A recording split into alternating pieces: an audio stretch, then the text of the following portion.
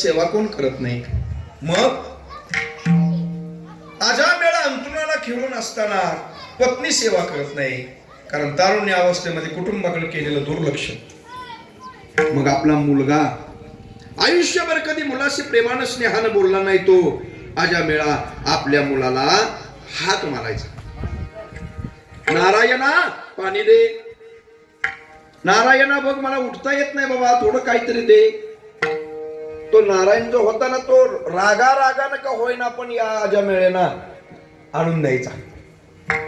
शेवटी मृत्यू काळ आला आणि मृत्यू काळामध्ये शेवटी हाक मारली, नारायणा मला खूप अंग दुखतंय, बहुतेक माझा मृत्यू आलाय.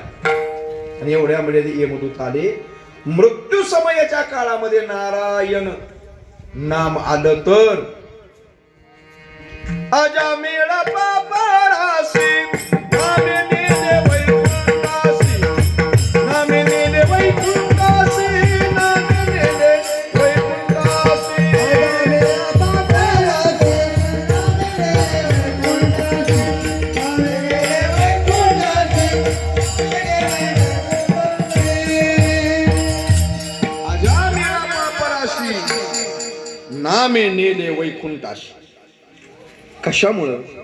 वासनेचा संग नामस्मरणाशी आला. इथपर्यंत आम्हाला माहिती आहे. पण जीवानंद उपनिषदामध्ये केलेला दुसरा प्रश्न असा आहे की जीवा, संत कधी साधू कधी तुझ्याकडे जन्मासाठी येत नाहीत आणि मृत्यूसाठी येत नाहीत, हे कसं काय रे बाबा?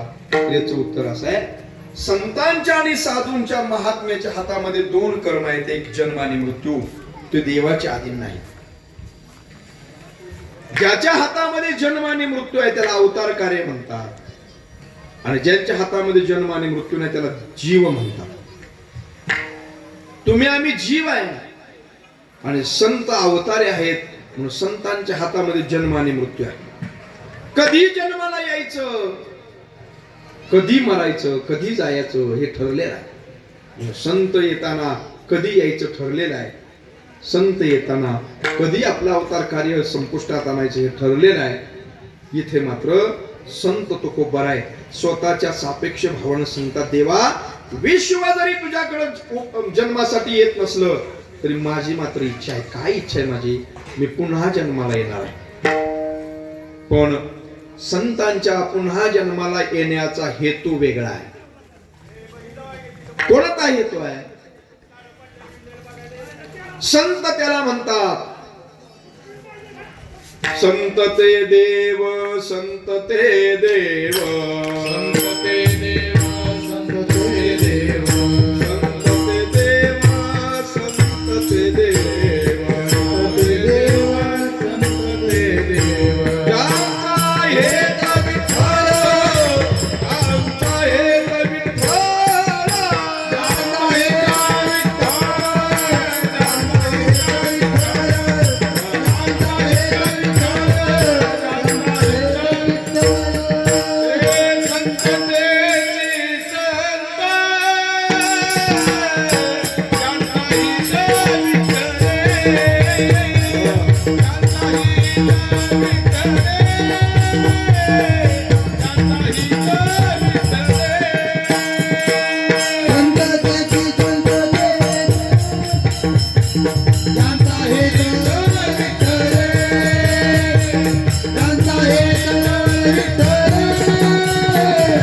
ज्यांचा हेत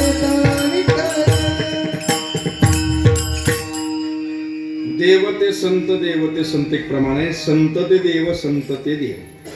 देवते संत, देवते संत निमित्त त्या प्रतिमा, आणि संत ते देव, संत देव ज्यांचा हेत विठ्ठल असं प्रमाणे. एक तुकोबारायांचा आणि एक नाथबाबांचा. जन्माला येण्यासाठी संत स्वतंत्र आहेत. याचं कारण काय? याचं कारण आहे त्यांचा केवळ जन्माला येण्याचा हेतू एकच आहे, भगवंताची सेवा. घेईन मी जन्म यासाठी देवा, तुझी चरण सेवा साधावया. हे शास्त्र जरी असलं तरी तुकोबाराय मात्र आजच्या अभंगामध्ये वेगळं मत व्यक्त करतायत.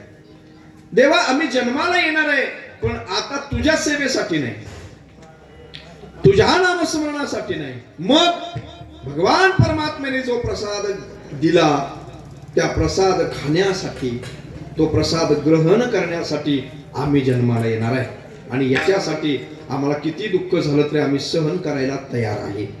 का तयार आहे देवा? प्रसाद नावाची प्रक्रिया जीवाला आपल्या हिंदू धर्मामध्ये अशी दिलेली आहे. गीता सांगते प्रसादे सर्व दुःखानां हानिरशुपजायते. प्रसादाला फार मोठं महत्व आहे बरं का. पावला प्रसाद आता उठवणी द्यावी. प्रसादाला फार मोठं महत्व आहे.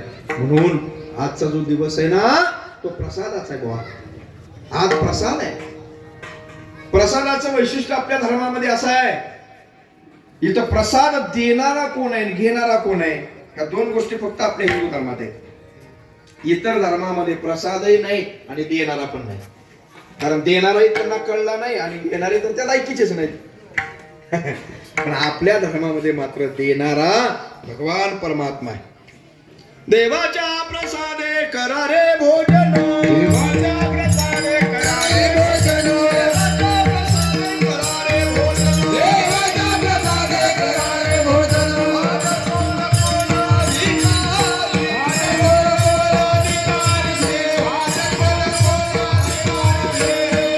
देव प्रसाद देतो. हा भानुदास गीती गात प्रसाद देतो पंढरीनाथ. आज इथं प्रसाद द्यायला कोण येणार आहे? ऐका, जिथं काल आहे ना आजच्या दिवशी सगळे संत इथं आहेत. हा सगळे संत. सगळ्या संतांना चोकोबारायांच्या प्रकरणात महाराज असं आहे, चोकोबारायांनी आज्ञा केलेली आहे. हा काय करा तुम्ही बाबा? चोकोबारायांचा मृत्यू झाला. भगवंताला वार्ता कळली आणि नामदेव महाराजांना हाक मारली, नामा अरे रोज माझ्या महाद्वारामध्ये येऊन भजन करणारा, रोज माझ्या महाद्वाराच्या जवळ नाचणारा, ज्याला अंतज आहे त्याला आत येऊ नये अशी परंपरा असून सुद्धा कधी महाद्वाराच्या पायरीची सेवा ज्यानं सोडली नाही नामा, त्याचा मृत्यू झाला म्हणे. हो देवा. मग नामदेव महाराज म्हणते देवा त्यांना ओळखायचं कसं? भगवंताने सांगितलं नामा माझ्या चोकोबाच्या हाडातून विठ्ठल विठ्ठल नामस्मरण येईल ना ते माझं चोकोबांचं हाड समज. मंगळवेढ्याच्या कुशगावचं काम सुरू होतं, संरक्षण भिंतीचं. भिंत खणली गेली आणि नामदेव महाराजांनी पहिलं हाड कानाला लावलं. पण ते विठ्ठल विठ्ठल म्हणत नव्हतं. ते म्हणत होतं मी पुन्हा येईन, मी पुन्हा येईन. नाही म्हणे, हे नाही बाबा, फेकून दे. दुसरं हार कानाला लावलं. ते म्हणत होतं येऊन येऊन येणार कोण? जिल्हा प्रशाध्यक्ष आमचाच.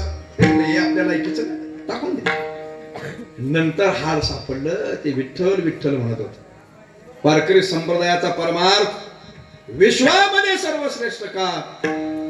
तर आमची चर्म विठ्ठल विठ्ठल म्हणत असेल यात नवत नाही, पण आमच्या हाडामध्ये सुद्धा विठ्ठल तो शिरलेला आहे. विठ्ठल आमुचे जीवन, आगम निगमाचे स्थान, आमचं जीवन आहे. नामदेवरायाने हाडं गोळा केली, आपल्या हृदयाला लावली आणि उपरण्यामध्ये हाडं बांधून नामदेवराय पांडुरंगाच्या दरबारामध्ये रावळामध्ये येत असतात. महाद्वाराजवळ थांबले आणि देवा अरे आयुष्य गेलं चोकोबांचं, कधी महाराज चोकोबारायांना पांडुरंगाचं दर्शन झालं नाही. असा चोका हाडाच्या रूपानं तुमच्या महाद्वारात भजन करतोय देवा. देवाच्या डोळ्यामध्ये अश्रू आले. देव विठ्ठलनं धावत आले आणि आपल्या शेळ्यामध्ये चोकोबारांची हाडं घेतली, आपल्या हृदयाला लावली, ढसढसून देव रडू लागले. नामा काय माझा चोका श्रेष्ठ आहे. अरे ज्यांची हाडं सुद्धा नामस्मरण करतायत. नामदेवरायांनी महाराज पहिली क्रांती केली. काय क्रांती केली? अरे आयुष्यभर चोकोबाराय अंत्यज असल्यामुळे मंदिरात जाऊन दिलं नाही ना देवा. आज नामदेवराय क्रांती करतोय. मंदिरातल्या सगळ्या समाध्या पूर्वेकडे तोंड करून आहेत. पण या नामदेवाची पहिली क्रांती अशी की चोकोबारायांची समाधी भगवंताकडे तोंड करून आहे. देवा अरे आयुष्यभर कधी यांना आता येऊन दिलं नाही ना. पहिली क्रांती, पहिलं दर्शन या चोकोबांचं अंत्यजाचं आणि मग तुझं. पहिली क्रांती. नामदेवरायांचा फळ उभा राहिला आणि नामदेवरायांनी चोकोबाच्या साक्षीनं सकल संतांना सांगितलं, पहा जिथे काला असेल ना तिथे सर्व वैष्णवांनी न बोलवता जावं. पहा तुम्ही, आजही महाद्वारातला काला असतो. अरे काल्याची हंडी आमच्या नामदासांच्या डोक्याला छातीला बांधली ना, आमचे केशव महाराज नामदास देहभान विसरतात. आत्मसाक्षात्कार आहे. आपण कशाला कधी मराठी इकडे भानगडीत जातोय. आपलं एकच ध्यान, काला झाला की कचकून खायचं आणि घरी जायचं. केशव महाराज नामदास गतप्राण होतात. याचं कारण काय? चोखोबऱ्यांचा नामदोऱ्यांचा आशीर्वाद. म्हणून आजच्या काल्याला कोण आले? आज ओस अमरावती काला